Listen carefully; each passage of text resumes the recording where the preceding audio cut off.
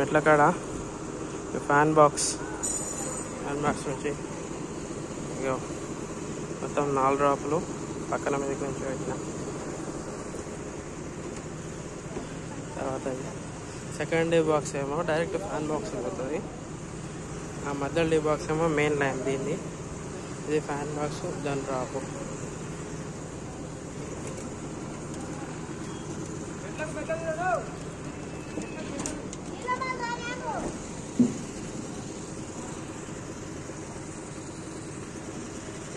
ఇది second bedroom. దీన్ని main line పక్క ఫ్యాన్ బాక్స్ పక్కనే డీ బాక్స్.